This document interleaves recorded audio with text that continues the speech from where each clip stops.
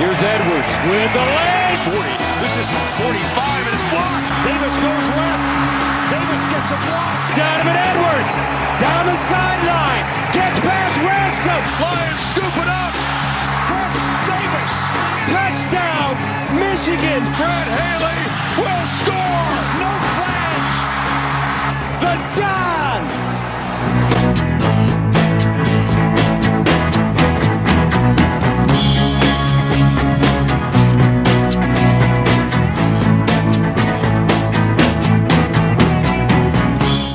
Hey everybody, and welcome back. Previewing week 4 and recapping week 3 here. Ruling on the field, Grayson Gifford here with Brady back. We're excited to just recap some of the stuff that happened this week. Interesting week. We had some exciting moments, exciting games. We also have 3 big games coming up this week. Brady, how was your weekend? Pretty solid. Didn't watch a ton of football this week. It's kind of a lighter schedule in terms of like interesting games in the slate, but a good weekend nonetheless. Yeah, it was. And there was a lot of interesting things. Even in the games that weren't ranked, I thought that we got a lot out of those. Now, I know you were a little bit busy this weekend, but there were some interesting things that happened. Let's start with Friday night. We got Kansas State, Arizona. Kansas State is looking like a legitimate playoff contender. Avery Johnson is not as crazy with his downfield passing yet. That will come. But he's good enough to open up that run game for DJ Giddens. And he has the speed to also make that offense great. Kansas State and how they showed against that strong Arizona offense, only allowing 7 points, very strong showing for them.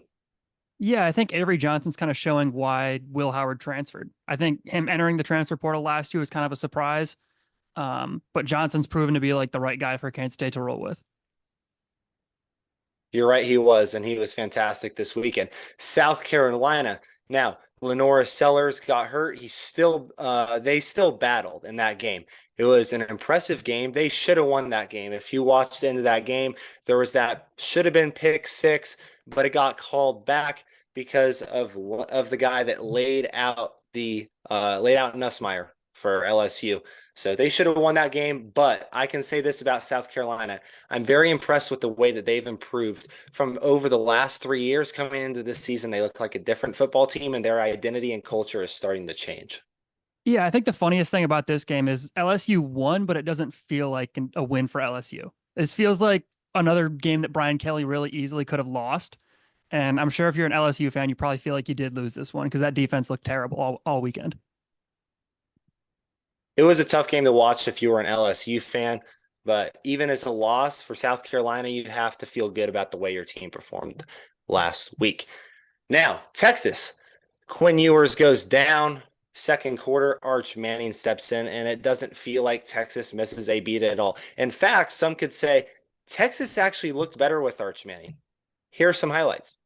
Highly heralded recruit with the famous surname in the ballgame now fires complete.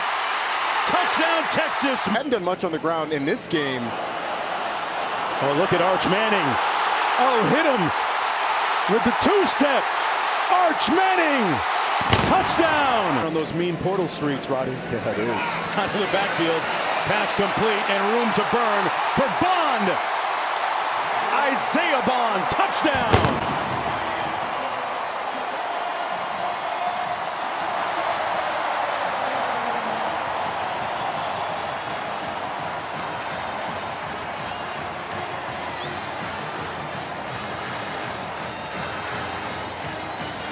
The Alabama transfer.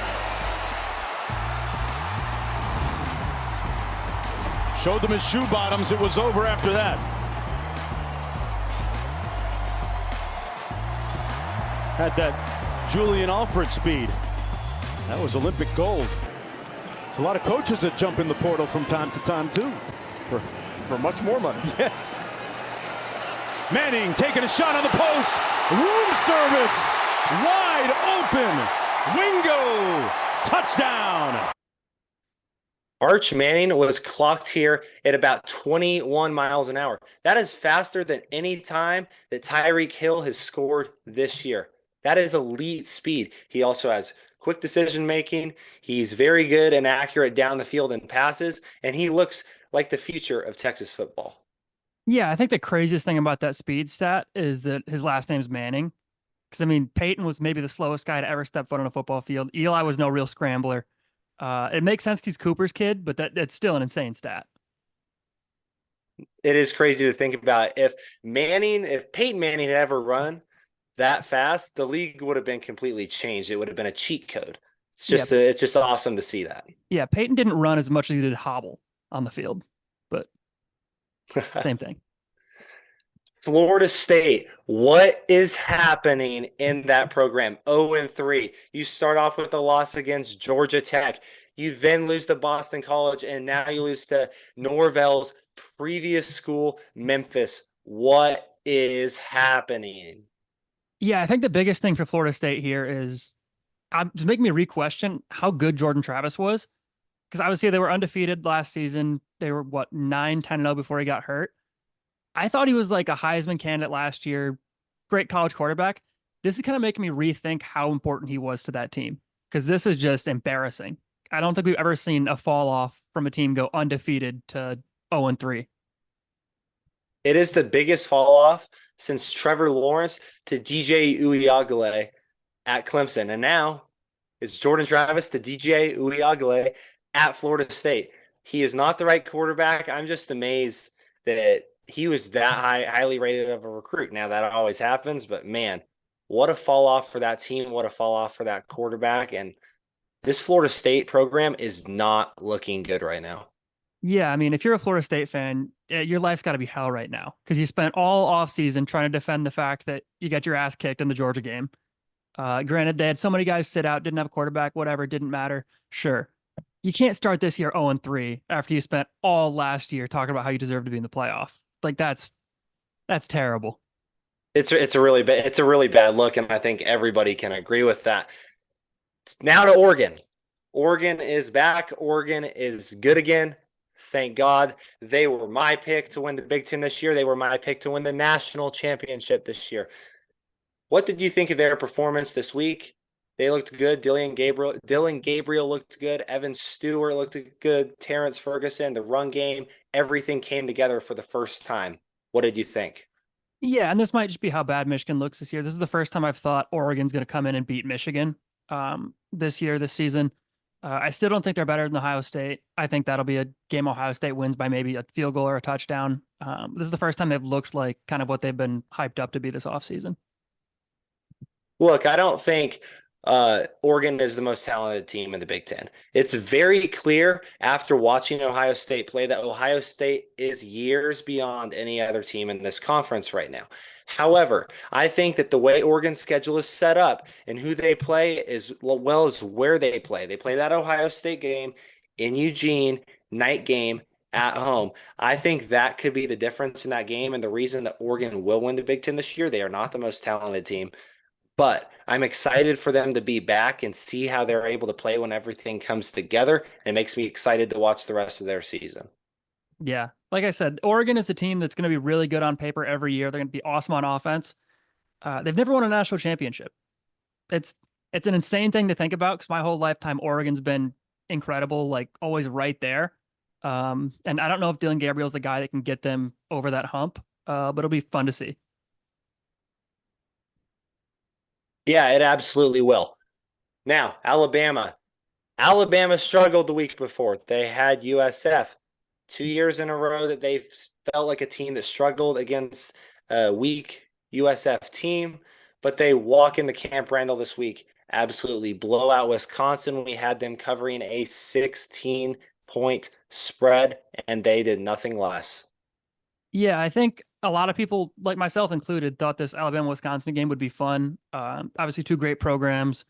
Going into Madison's a tough spot to play, but they got their ass kicked. I mean, I think Luke Fickell said either at the end of the game in his press conference, he told his team, like, if you've never got your ass kicked before, like, there it was. And I know they had their quarterback get hurt, but it was from start to finish, it kind of felt like it doesn't matter. This is going to be Alabama's game. I had Alabama slipping back compared to most people in the top 10 over the last few weeks. But after this performance, we'll see where they stack in my top 10 at the end of the show. I was very impressed by Jalen Milroe and his composure in that environment, as well as freshman Ryan Williams. He looks like a veteran wide receiver now. Very young talent there at Alabama. They have a good secondary, good defense as well. Obviously, they have a little bit of questions there, but they're starting to look a little bit more like the team you'd expect from Alabama over the last 10 years. Yeah, they're awesome on offense. If I will say, I love Ryan Williams. He's awesome. If I have to see one more clip or tweet about how he's only 17 years old, I'm gonna go nuts. I don't know when his birthday is. I'm hoping it's like middle of October so we can just get that tweet system out of the cycle. But Alabama's good. Yeah, age doesn't matter. He is just a good wide receiver, and he looks like he's been there a lot longer than he has.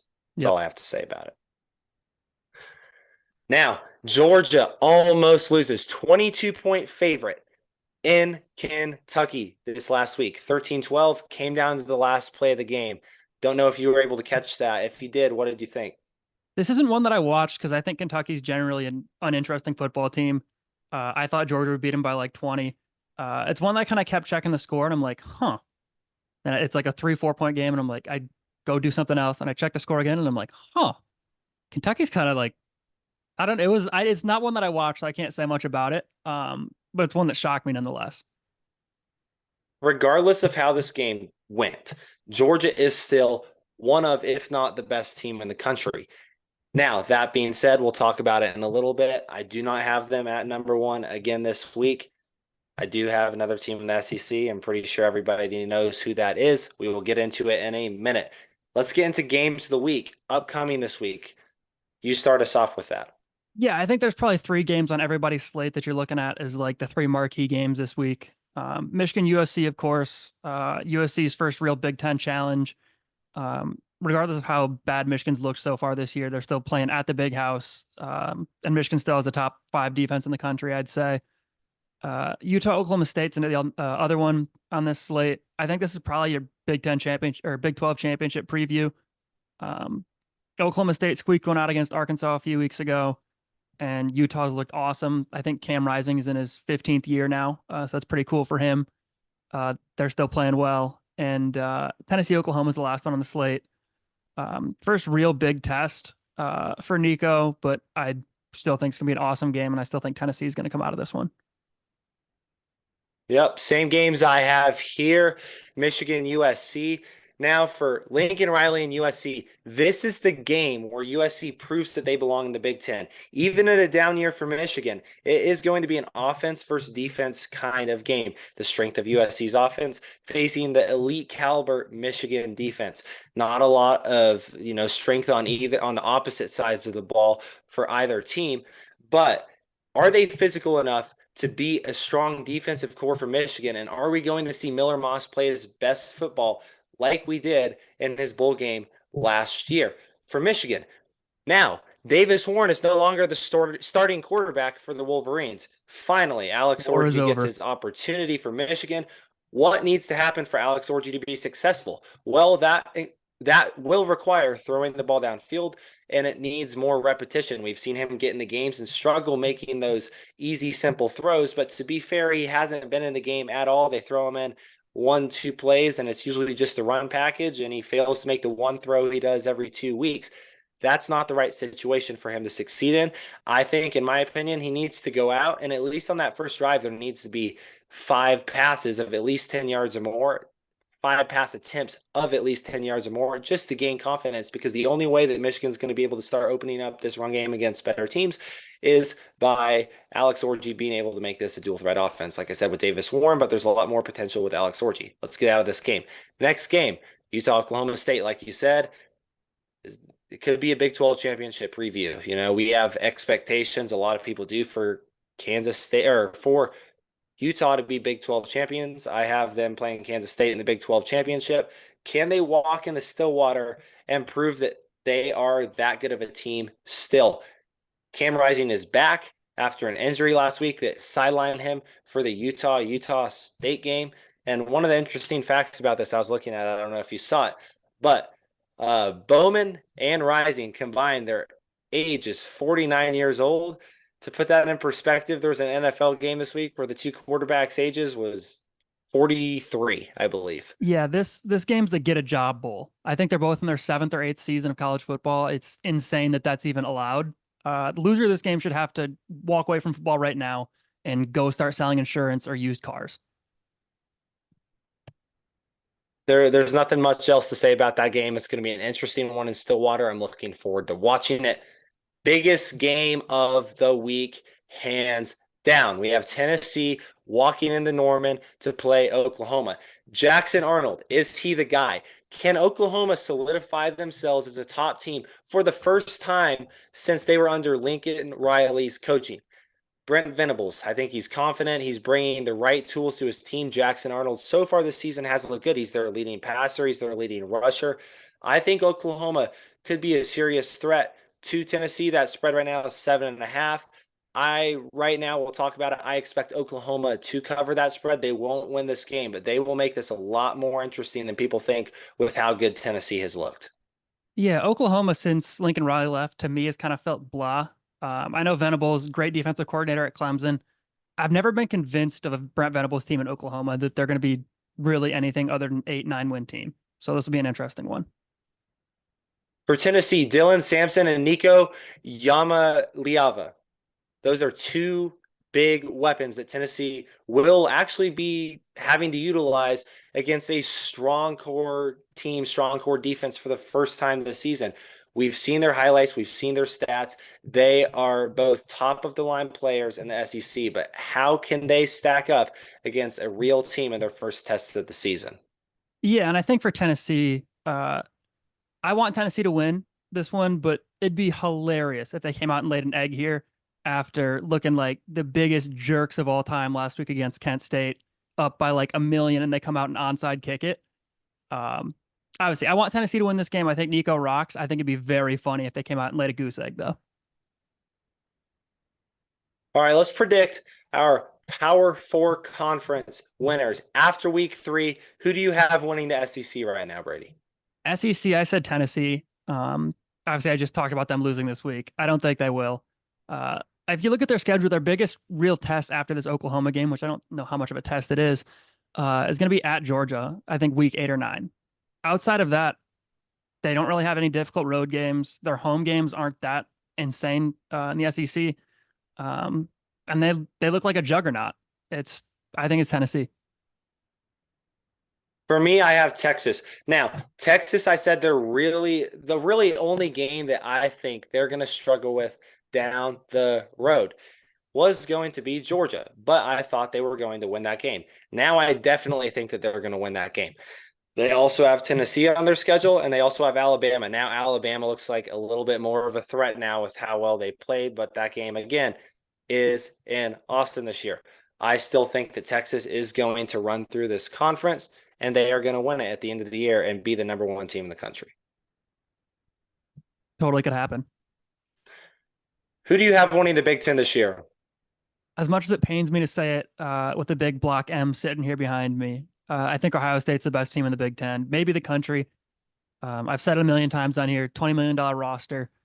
I don't think anybody in the Big Ten is going to give Ohio State a real fight this year. Ohio State, hands down to me, is the best team in the Big Ten. And you could say it's close, but I really don't think it's that close. Now, do I have them winning the Big Ten? No, I actually don't. I think that they lose one game this year. I think they're going to blow out most of the other games, except in Eugene. Like I said, that game is a night game in Eugene. I do have Oregon winning that game just because of the location. So I do want to stick with my original pick and say that Oregon is going to win the Big Ten, especially after their performance this week. Who do you have winning the Big 12 this year? The Big 12, it's going to be Utah. The Big 12 is one of the most fun conferences in the country, I think, this year. But I think Utah's got the best team on paper. I think Cam Rising's probably the best quarterback in that conference. Kansas State looks awesome this so far. But I think it's got to be Utah. I said Utah was my pick to win the conference. I still do have the same 2 teams in the conference championship at the end of the year. I have Utah playing Kansas State. I think Kansas State is going to be undefeated going into that game. I now think Kansas State might win the Big 12 this year. So I'm going to say Kansas State wins it. I think Utah probably has the best team, but the way that the path to get to that game, I think, is a lot more realistic for Kansas State, especially after already playing Arizona this week. I expect them to win the Big 12 this year. Who do you have winning the ACC?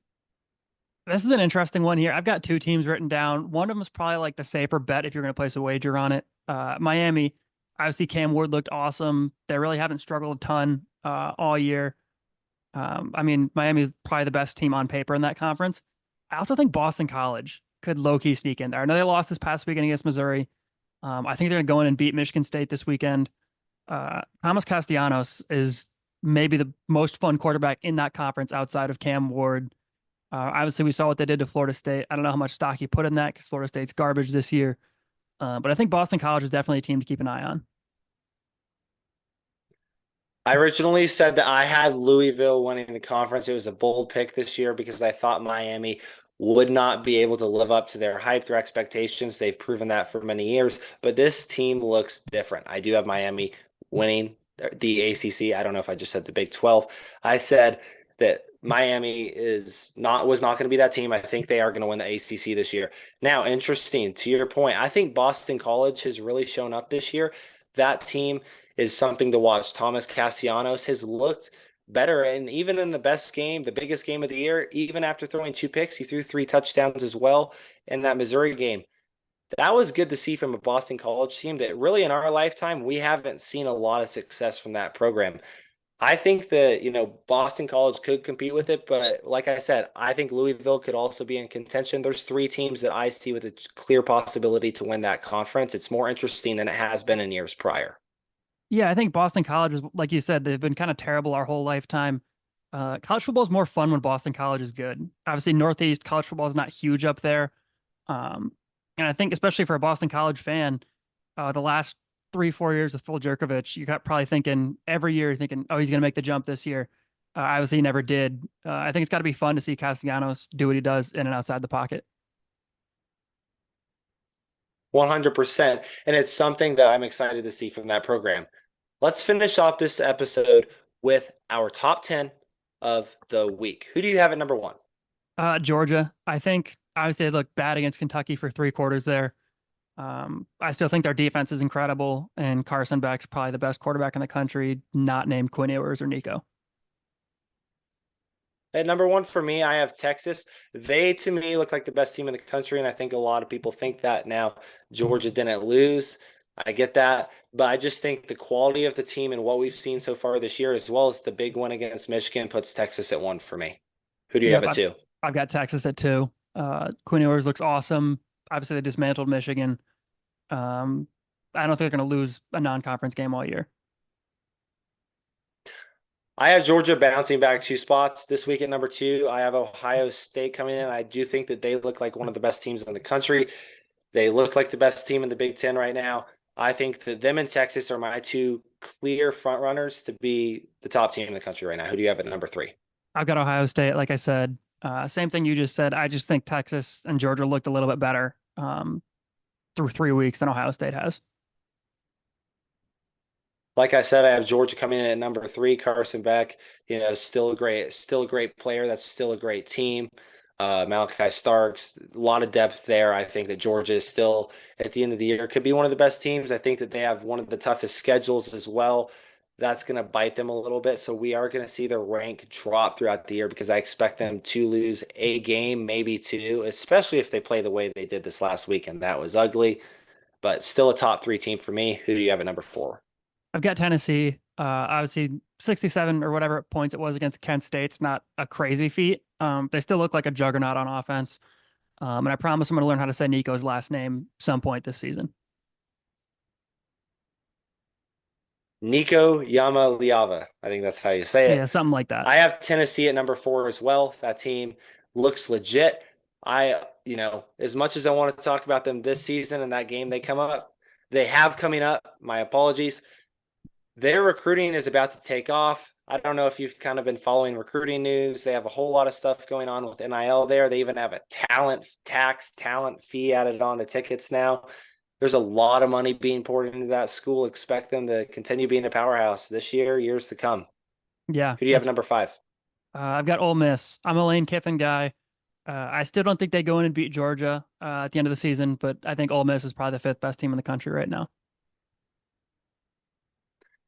I had Ole Miss, I believe, at 5 last week. I'm going to put Alabama up there. I had Alabama at 8, but they do look like, well, I can't say they look like the better team. Ole Miss looks just like that, but the quality of one that Alabama just had, there's no way you can deny it from saying that they are a top 5 team right now in college football. Following that, I do have Ole Miss following Alabama at number 6. Who do you have at number 6? I've got Bama. Same thing. I love how all of our picks are just kind of like flip flop one or two. Yeah. But yeah, Jalen Milroe is looking like the guy that he was kind of like hyped up to be. They're fun on offense again, so that's kind of cool to see. Who do you have at number 7? Miami. I think, like I said, I can't say enough good things about Cam Ward. I don't know if they're really going to be tested a lot all season, but they're probably 7 right now. Yeah, I have Miami as well. I think the real test that they have this year is going to be at Louisville. Like I said, this is why I think Louisville could have a legitimate shot to win the ACC, because if they are able to knock off Miami at home, I don't think there's anything that can get in their way. But Miami, hands down, looks like one of the better teams in the country, and they're exceeding my expectations for them this year. They deserve to be where they are.